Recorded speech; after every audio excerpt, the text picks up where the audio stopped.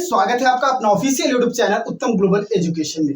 दोस्तों, जैसा कि आप स्क्रीन पे देख रहे हैं कि आज हम लोग पढ़ने वाले हैं मराठा पेशवा माधवराव फर्स्ट के बारे में।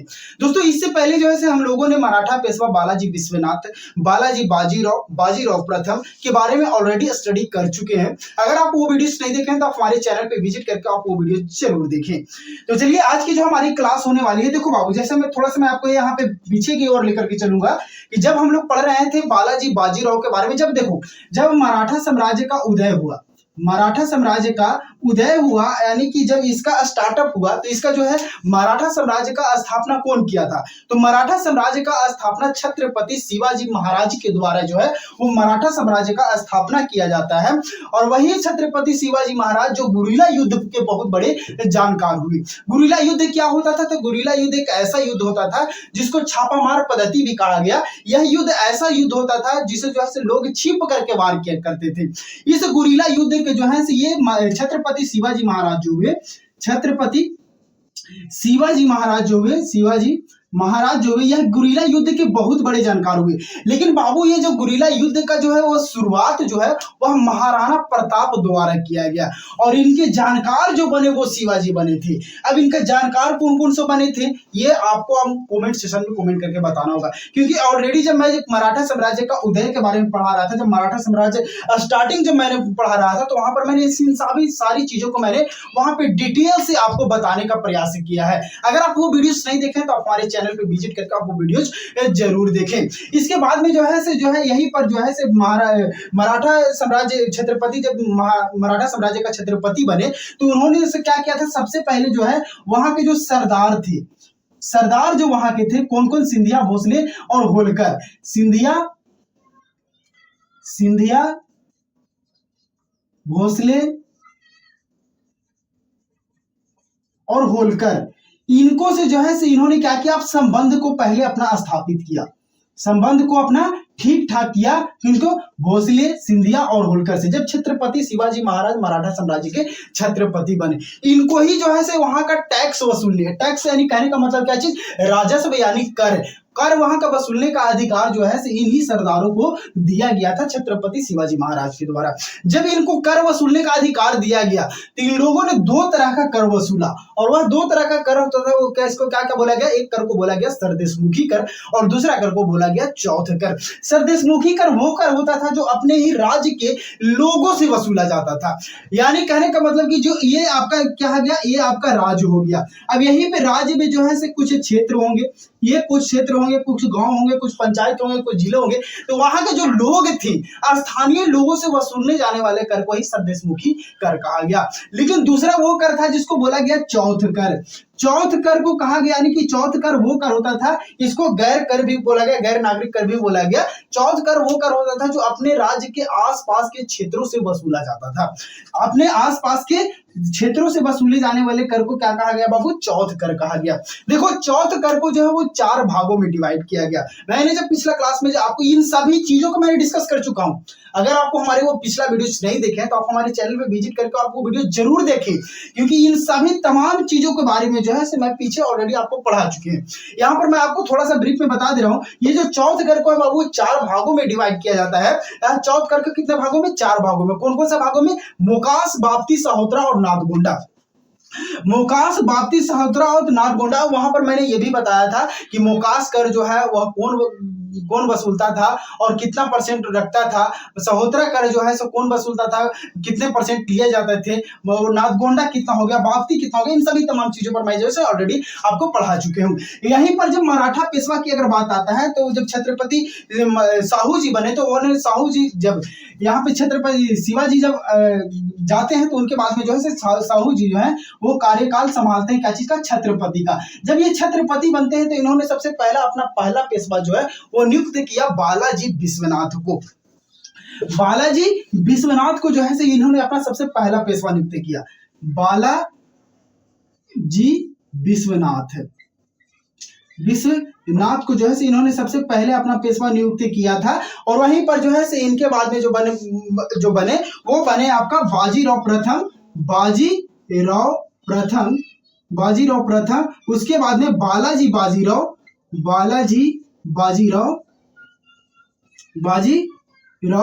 और उसके बाद में जो है आज जो हम लोग पढ़ने वाले हैं माधवराव फर्स्ट के बारे में, माधवराव फर्स्ट के बारे में। तो बालाजी विश्वनाथ जब वो क्या बोलते हैं मराठा पेशवा बने तो उन्होंने जो है वो जस्ट लाइक उसी तरीका से काम किए जैसे छत्रपति शिवाजी महाराज की। उन्होंने भी सबसे पहले बलते के साथ में जो है तो वहाँ के जो सरदार थे उनको से अपना जो है से यही सरदार सिंधिया भोसले होलकर से जो है अपना संबंध को स्थापित किया और इनको ही राजस्व वसूलने का अधिकार दिया था। वहीं पर जो बाजीराव प्रथम जब ये बना, ये शासक जब बना, वहां मराठा पेशवा बना, तो ये जो है से एक कुछ स्टेटमेंट दागता है। ये जो शासक हुआ एक ऐसा शासक हुआ जो अपने आप को बड़ा दिखाना चाहता था और ये अपने आप को बड़े दिखाने के चक्कर में ही चल भी जाता है। ये बैठते के साथ में क्या है स्टेटमेंट दागता है कि जो है वो मराठा झंडा जो है वो सिंधु नदी से लेकर के कन्याकुमारी नदी तक जो है से फहराया जाएगा। यानी इसका कहने का मतलब ये था बाबू, ये जो मराठा साम्राज्य का जो है वो जो है राज्य जो पूरे भारत में रहेगा, यानी कि पूरे भारत में मराठा साम्राज्य का रहेगा,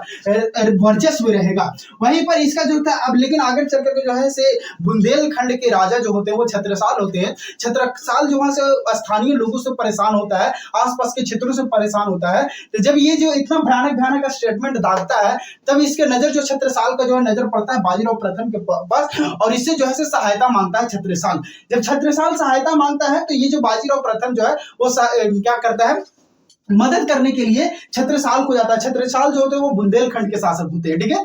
जो ये जाते हैं छत्रसाल जो है किनको मदद करने के लिए। वहीं पर जो है छत्रसाल के द्वारा जो है दो क्षेत्र दिया जाता है, सागर और झांसी का क्षेत्र जो है वो दो क्षेत्र जो है बाजीराव प्रथम को दिया जाता है। लेकिन ये ससुर के नाती जो है ये यहाँ तक नहीं रुकता, इसको चाहिए था कुछ और। क्या चीज, यहाँ पर जो है एक बच्चे छत्रसाल का जो है एक नर्तकी होती है, छत्रसाल का एक नर्तकी होती है मस्तानी। वही जो है मस्तानी, इसी के चक्कर में ससुर के नाती बर्बाद हो जाता है।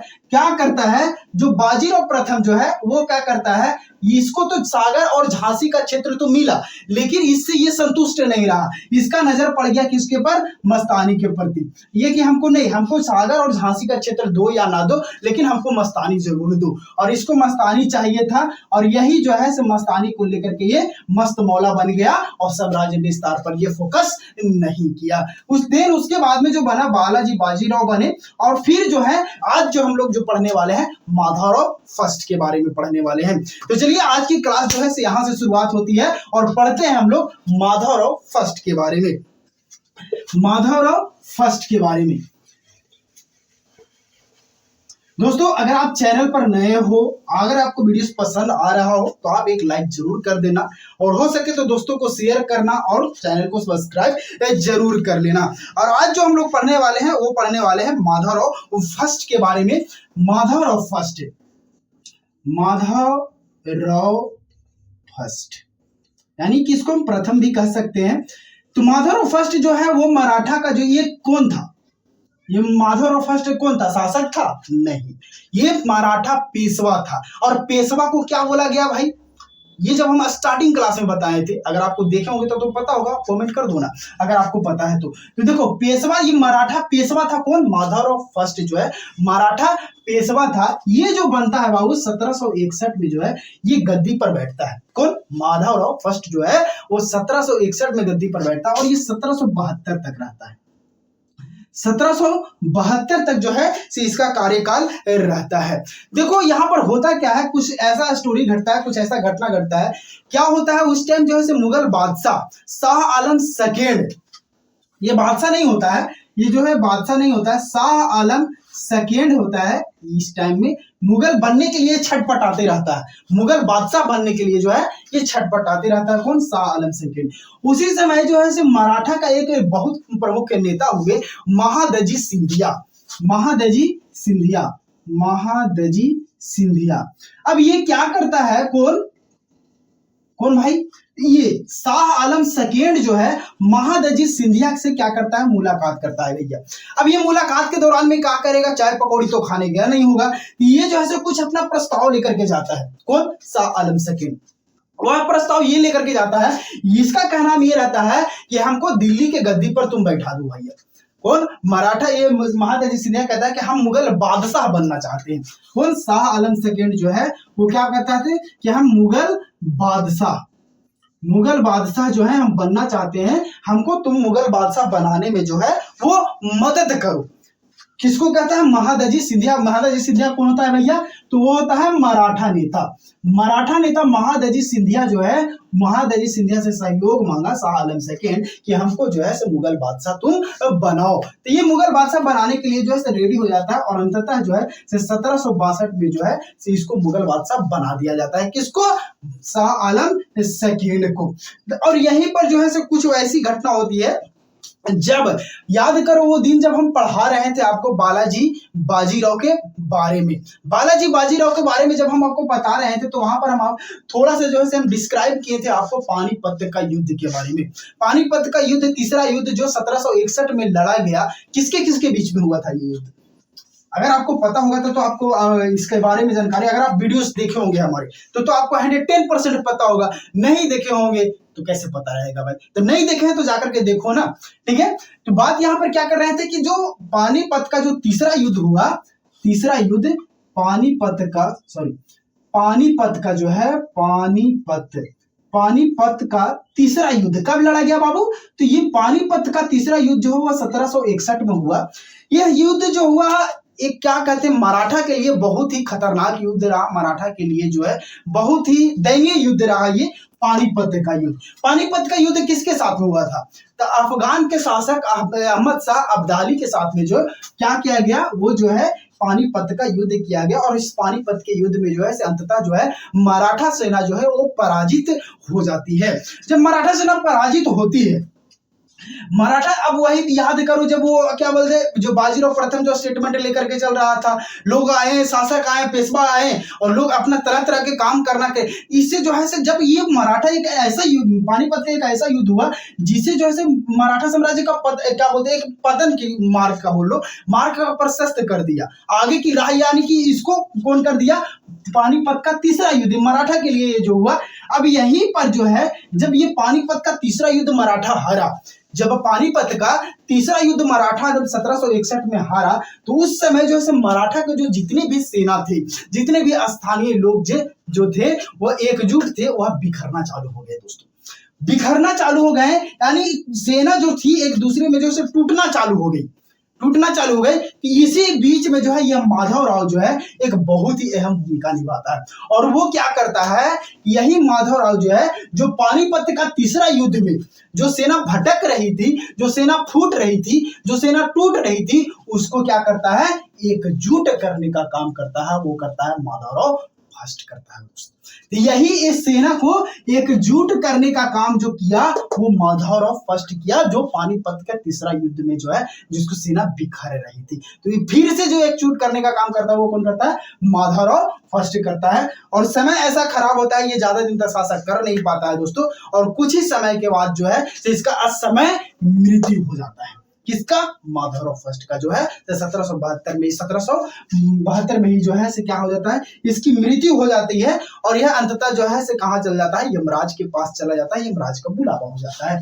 जब ये इसका मृत्यु हुआ, जब ये यमराज के पास गया तो एक स्टेटमेंट बोला जाता है दोस्तों। ये स्टेटमेंट आप हमेशा याद रखना, क्योंकि ये आपका स्टेटमेंट यूपीएससी में पूछ चुका है।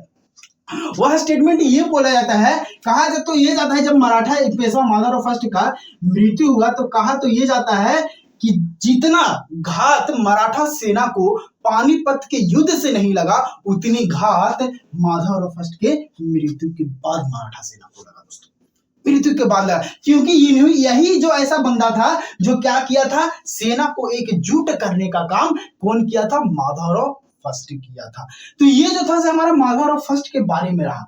देन इसके बाद में जो है वो गद्दी पर बैठता है, वो नारायण राव बैठता है। नारायण राव बैठता है 1772 में जो है बाबू, वह गद्दी पर जो मराठा पेशवा नारायण राव आता है। नारायण राव जब गद्दी पर बैठता है, कब बैठता है? यहाँ पर पूरा लिख दे रहे हैं आपको, ये क्लीन कर दे रहे हैं दोस्तों। आपसे एक रिक्वेस्ट जरूर रहेगा कि अगर आप चैनल पर नए हो तो चैनल को सब्सक्राइब जरूर कर लेना, वीडियोस को शेयर जरूर करना। और बात यहाँ पर करते हैं नारायण राव की। नारायण राव ये जो है 1772 में जो है गद्दी पर बैठता है।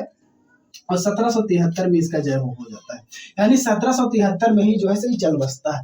चल बसता नहीं है, इतना ही जल्दी इसका मृत्यु नहीं, इसको मार दिया जाता है। अब ठीक मारता कौन है भाई? तो देखो, जब मराठा पेशवा नारायण राव 1772 में गद्दी पर बैठता है, तो देखो इसको गद्दी पर इसका भाई एक होता है जिसका नाम रहता है रघुनाथ राव। यह चचेरा भाई इसका होता है, चचेरा भाई। चचेरा भाई कौन होता है भैया? तो वो होता है रघुनाथ राव, रघुनाथ राव। अभी ससुर जो होता है वो कहता है, ये नहीं चाहता है कि नारायण राव जो हो वो गद्दी पर रहे, ये नहीं चाहता है। कौन? इसका चचेरा भाई रघुनाथ राव जो है वो नहीं चाहता है कि मराठा पेशवा जो है वो कौन बने? नारायण राव बने। इसको क्या नाम था कि हम मराठा पेशवा हम बने। रघुनाथ राव चाहता था कि मराठा का पेशवा हम बने, और वहीं पर जो है इसको क्या कर दिया जाता है? इसके द्वारा हत्या कर दिया जाता है। किसके द्वारा? रघुनाथ राव के द्वारा। रघुनाथ राव के द्वारा जो है नारायण राव को नारायण के पास भेजा। ये भी स्टेटमेंट यूपीएससी में पूछ चुका है दोस्तों, क्योंकि यहाँ पे कंफ्यूजन बहुत से लोग रहता है। यहाँ पर ये कंफ्यूजन रहता है कि नारायण राव रघुनाथ राव को मारा कि रघुनाथ राव नारायण राव को मारा। तो आपको यहाँ पर ये सिंपल सी फंडा याद रखना है कि देखो, नारायण राव को रघुनाथ राव नारायण के पास भेज दिया। क्या किया? नारायण के पास, नारायण वही विष्णु भगवान, नारायण के पास भेज दिया। आपको इसे याद करने का एक सिंपल सी फंडा है, भेज दिया। ठीक है, तो ये आप क्या ये रघुनाथ राव जो था वो नारायण राव को क्या कर दिया? नारायण के पास भेज दिया। अब यहाँ पर जो है गद्दी खाली हो गया मराठा पेशवा का। भैया मराठा पेशवा का गद्दी तो खाली हो गया, तो गद्दी पर बैठेगा कौन? मराठा पेशवा का गद्दी खाली हुआ तो गद्दी पर बैठेगा कौन? तभी यहाँ पे अब रघुनाथ राव होगा, छटपटाने लगेगा कि अब हमको तो हो गया, बल्ले बल्ले, लाल पियर झकमक जो है से कोट सिला करके ये तैयार था कि अब नारायण राव को तो हम मार ही दिए, अब गद्दी पर तो हम ही बैठेंगे। ठीक है, लेकिन वहां के जो स्थानीय लोग थे, वहां के मराठा साम्राज्य के जो लोग थे, इसको ससुर को बैठने नहीं दिया। इसको इसलिए नहीं बैठने दिया, कहा कि जब इसको अपना भाई पर भरोसा नहीं है तो इसको और दूसरे पर भरोसा कैसे हो सकता है? अगर कोई आए बाएं किया तो इसको तो ये 6 इंच छोट कर ही दिया, हम लोग के सीधे 3 इंच छोट कर देगा। तो इसको क्या किया? रघुनाथ राव को जो है वहां के स्थानीय लोग जो है वो गद्दी पर नहीं बैठाए। तो बैठाएगा किसको? तो अगला जो हमारा जो है मराठा पेशवा बना, वो बना माधवराव द्वितीय। माधवराव द्वितीय जो है वह बनते हैं क्या? मराठा पेशवा। देखो भैया, माधवराव द्वितीय के बारे में अगर मैं थोड़ा सा आपको बताऊं, इसके बारे में जैसे हम लोग नेक्स्ट क्लास में करेंगे, लेकिन मैं आपको थोड़ा सा यहाँ पे बताऊं तो माधवराव द्वितीय जो था एक अल्प आयु का व्यक्ति था। इसको अल्प आयु में दूध पिया बच्चा के यार अगर गद्दी पर बैठा दोगे तो वो क्या शासन बनाएगा, क्या शासन चलाएगा? तो ये अल्प आयु का व्यक्ति था और इसको तो लोग बैठाना चाहता नहीं था, तो गद्दी तो खाली रहेगा नहीं भाई। तो नाम मात्र का जो है क्या किसको बैठाया गया? माधवराव द्वितीय को बैठाया गया था। और इसके लिए जो है 12 परिषदीय जो है वह एक टीम बनाया गया था, एक समिति बनाया गया था। हम लोग जो है नेक्स्ट क्लास में जो है वह जो है माधवराव फर्स्ट के बारे में, माधवराव सेकंड के बारे में जो है बेसिक टू एडवांस जानकारी प्राप्त करेंगे। दोस्तों अगर आपको ये वीडियो पसंद आया हो तो आप चैनल को सब्सक्राइब जरूर कर लेना, लोगों को शेयर जरूर करना, और ये हो सके तो एक लाइक। और आपको नेक्स्ट किस टॉपिक पर आपको जो है वीडियो चाहिए आप हमें कमेंट करके जरूर बताना। फिर मिलते हैं नेक्स्ट क्लास में वही माधवराव द्वितीय के साथ में। तब तक के लिए जय हिंद, जय भारत।